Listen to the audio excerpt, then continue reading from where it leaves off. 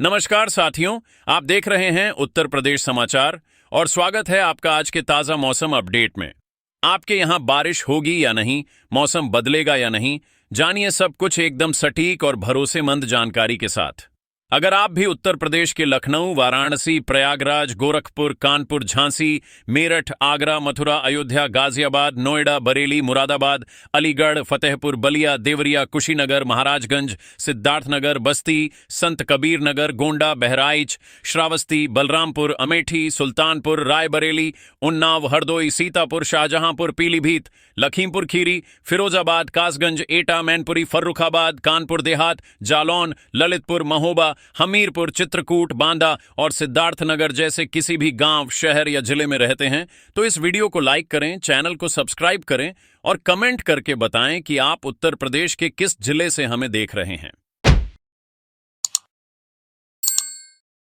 बारिश के बीच अब सबसे बड़ा सवाल यह है कि उत्तर प्रदेश में अगले कुछ दिनों में मौसम किस दिशा में जाएगा। एक तरफ कुछ जिलों में बादल जमकर बरसने का संकेत दे रहा है तो दूसरी तरफ कई इलाकों में बारिश थमने के बाद तापमान फिर ऊपर जाने लगा है। मौसम विभाग के अनुसार फिलहाल प्रदेश का मौसम पूरी तरह एक जैसा नहीं रहेगा। कहीं हल्की बौछारें पड़ेगी, कहीं गरज चमक के साथ बारिश होगी और कुछ इलाकों में बादल छाने के बावजूद बारिश नहीं भी हो सकती है। यही वजह है कि इस समय उत्तर प्रदेश का मौसम बेहद उतार चढ़ाव वाला बना हुआ है, क्योंकि एक ही प्रदेश में कुछ किलोमीटर के अंतर पर मौसम का पूरा रंग बदल सकता है। कहीं सड़कें पानी से भर सकती है और कहीं लोग बारिश का इंतजार कर रहे हैं। यही बदलता हुआ मौसम अगले कुछ दिनों में सबसे बड़ी कहानी बनने वाली है। खासकर लखनऊ, बाराबंकी, उन्नाव, रायबरेली, सीतापुर, हरदोई और लखीमपुर खीरी में बादलों की आवाजाही बनी रह सकती है। इन क्षेत्रों में कहीं कहीं हल्की बौछार या फुहारे देखने को मिल सकती है, लेकिन हर जगह लगातार बारिश होने की संभावना नहीं है।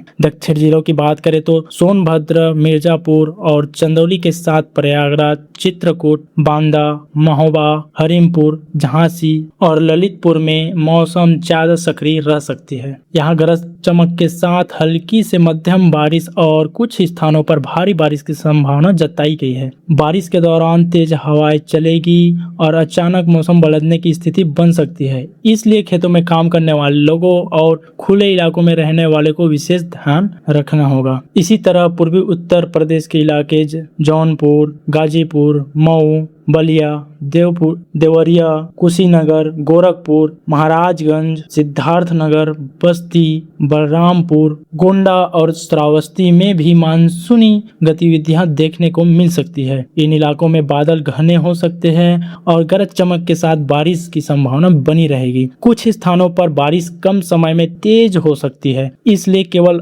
आसमान में बादल देखकर यह मान लेना ठीक नहीं होगी कि बारिश होगी या नहीं। इसी प्रकार पश्चिमी उत्तर प्रदेश में सहारनपुर, मुजफ्फरनगर, बागपत, शामली, पीलीभीत, बरेली, रामपुर और मुरादाबाद के आसपास भी मौसम में बदलाव के संकेत है। कुछ स्थानों पर भारी बारिश का अलर्ट बताया गया है, जबकि आसपास के कई इलाकों में सिर्फ बादल और हल्की बारिश की संभावना हो सकती है। इसलिए जिले के भीतर भी मौसम का अंतर दिखाई दे सकता है। पीलीभीत, लखीमपुर खीरी और बहराइच जैसे इलाकों में बारिश की गतिविधियां अपेक्षाकृत ज्यादा सक्रिय रह सकती है। अब बात करते हैं उन आंकड़ों की जो उत्तर प्रदेश के मानसून की असमान तस्वीर सामने रखते हैं। दक्षिण पश्चिम मानसून के दौरान 1 जून से 8 अगस्त तक कुछ जिलों में अनुमानित बारिश की तुलना में बेहद कम वर्षा हुई है, जैसे भदोई, देवरिया, जौनपुर, कानपुर देहात, कौशाम्बी, कुशीनगर, मऊ,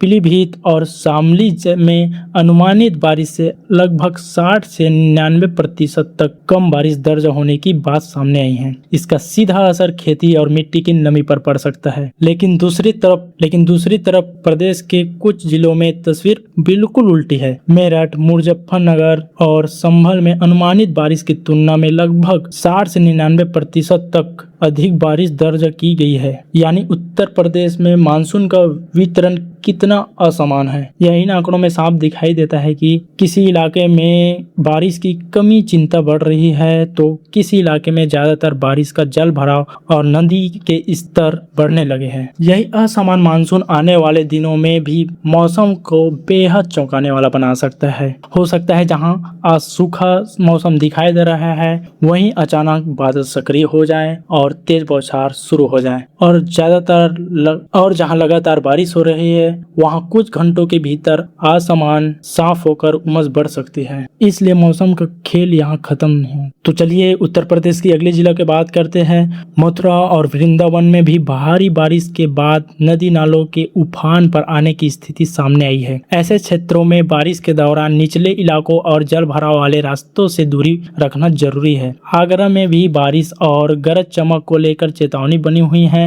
मथुरा में कई दिनों तक बारिश और बिजली चमकने की संभावना बताई गई है, जबकि आगरा में भी मौसम के बदलते तेवर लोगों को प्रभावित कर सकता है। कानपुर नगर, फिरोजाबाद, मथुरा, आगरा, बरेली, अयोध्या, अंबेडकर नगर, अमेठी, बाराबंकी, सोनभद्र, बिजनौर और गाजियाबाद समेत कई जिलों में आने वाले दिनों में बारिश और बिजली चमकने की गतिविधियां देखने को मिल सकती है। कुछ इलाकों में 3 दिन तक तो कुछ क्षेत्रों में 4 दिन तक कुछ इलाकों में 3 दिन तो कुछ क्षेत्रों में 4 दिन और मथुरा में लगभग 7 दिन तक बारिश और वज्रपात की गतिविधियां के संकेत बताए गए हैं। हालांकि इसका मतलब यह नहीं कि पूरे जिलों में लगातार 24 घंटे बारिश होगी। बारिश स्थानीय स्तर पर अलग अलग समय और अलग अलग तीव्रता के साथ हो सकती है। अगर आपके जिले में भी पिछले कुछ दिनों में बारिश हुई है या अचानक मौसम बदला है तो कमेंट में अपने जिले का नाम जरूर बताइए। इससे पता चलेगा कि उत्तर प्रदेश के किस हिस्से में मानसून अभी सक्रिय है और कहां बारिश में ब्रेक लिया है। वीडियो पसंद आ रहा है तो लाइक जरूर करें और चैनल को सब्सक्राइब कर लें, क्योंकि मौसम का अगला बदलाव अचानक बड़ा रूप ले सकता है। फिलहाल कुल मिलाकर उत्तर प्रदेश में मौसम पूरी तरह स्थिर नहीं है। पूर्वी, दक्षिणी और तराई के कई क्षेत्रों में बारिश की गतिविधियां बनी रह सकती है, जबकि पश्चिमी और मध्य भागों के कुछ इलाकों में बारिश कमजोर पड़ने के बाद उमस और तापमान बढ़ सकता है। काले बादलों की आवाजाही जारी रह सकती है और गरज चमक वाले बादल अचानक सक्रिय हो सकते हैं। किसानों के यह स्थिति खास तौर पर महत्वपूर्ण है। किसानों के लिए यह स्थिति खास तौर पर महत्वपूर्ण है, क्योंकि जहां बारिश की कमी है वहां हर बौछार राहत दे सकती है, जबकि ज्यादा बारिश वाले इलाकों में जलभराव और फसल सुरक्षा की चुनौती बढ़ सकती है। आने वाले कुछ दिनों में बंगाल की खाड़ी से बनने वाला किसी नए मौसमी सिस्टम का असर उत्तर प्रदेश के मौसम पर पड़ सकता है। अगर नमी वाले हवाएं दोबारा मजबूत होती है तो मानसून की गतिविधियां फिर बढ़ सकती है, लेकिन फिलहाल उपलब्ध रिपोर्ट के अनुसार प्रदेश में एक समान भारी बारिश की पुष्टि नहीं की जा सकती। सबसे बड़ा बदलाव इसी असमानता में छिपी है कि उत्तर प्रदेश के कुछ हिस्सों में बारिश के इंतजार है तो दूसरे हिस्सों में बारिश से राहत का महसूस कर रहे हैं। इसलिए अगले मौसम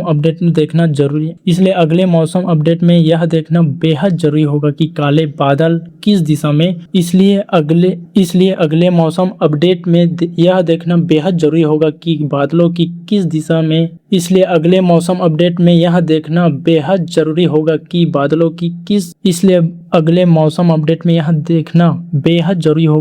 बादलों की दिशा किस ओर बढ़ता है और मानसून की नमी किन जिलों में पहुंचती है। मौसम बदल रहा है और इस समय बदलते मौसम में आपके जिले की स्थिति भी किसी समय भी बदल सकती है। इसी प्रकार लखनऊ की बात करें तो यहाँ अधिकतम तापमान 36.9 डिग्री सेल्सियस और न्यूनतम तापमान 28.2 डिग्री सेल्सियस दर्ज किया गया है। यह सामान्य से अधिक है और बारिश की कमी के साथ दिन और रात दोनों समय गर्मी महसूस होने की ही वजह है। आने वाले दिनों में राजधानी में बादल आते जाते रह सकते हैं, लेकिन सिर्फ बादल देखकर बारिश की उम्मीद नहीं की जा सकती। मौजूद स्थितियां में लखनऊ व्यापक बारिश के मजबूत संकेत नहीं है। सबसे दिलचस्प बात यह है कि मौसम में सबसे दिलचस्प बात यह है कि आसमान में बादलों की मौजूदगी लोगों को बारिश की उम्मीद देगी। सबसे दिलचस्प बात यह है कि आसमान में बादलों की मौजूदगी